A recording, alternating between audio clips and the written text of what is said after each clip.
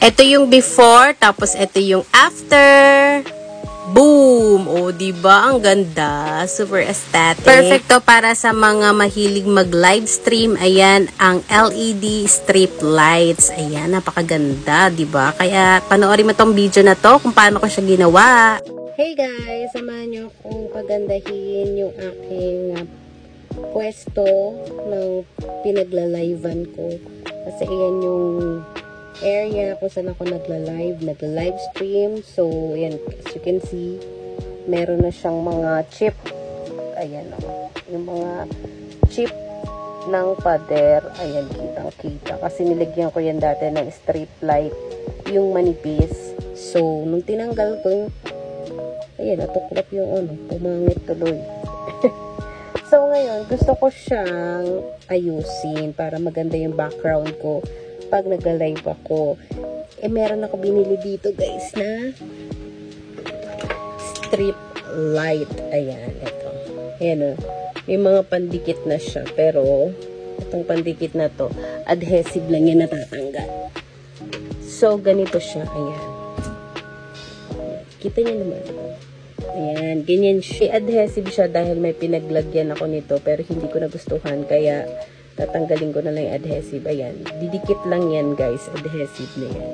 Gusto ko siyang ilagay sa wall para may additional kineme or ganap dyan sa wall na yan. So, iniisip ko kung paano ko siya i-design na hindi ako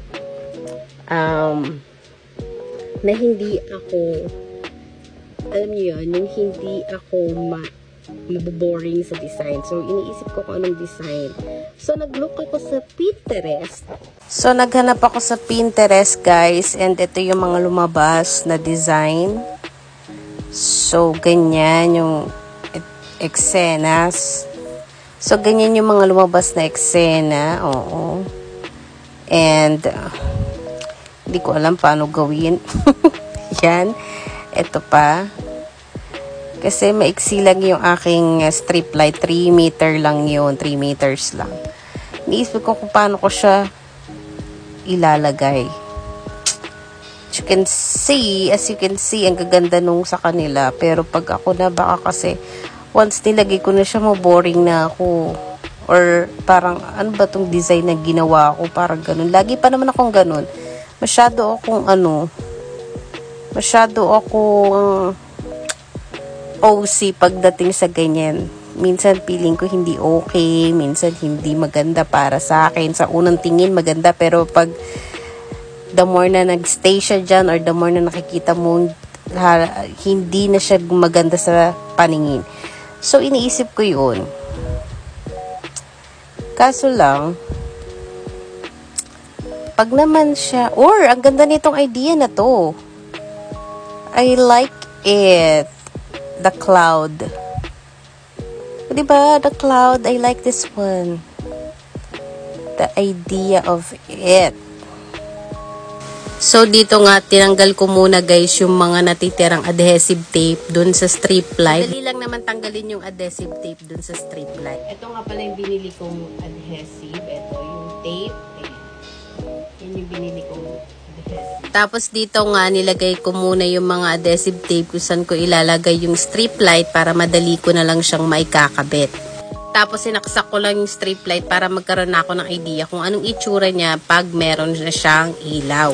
Okay, ito reminder lang guys. Bago kayo magkabit ng strip light, dapat meron na kayong idea kung anong design ba talaga yung susundin nyo or yung paggagayahan nyo ng pagkabit nitong strip light. Kasi kapag mano-mano, katulad ko, rekta lang, kung ano lang naisip ko, medyo nakaka-confuse kapag nandyan na yung ilaw. Once kasi nakabit nyo na yung adhesive sa pader o sa pagdidikitan, medyo nakakatuklap din siya ng pintura sa pader if gusto nyong baguhin yung design ng inyong strip light. Kaya kailangan, bago kayo magkabit, meron na kayong nakapattern na design para sundan nung strip light para hindi na kayo masyadong magtanggal at kabit. So, ayan na siya guys. Oo, diba?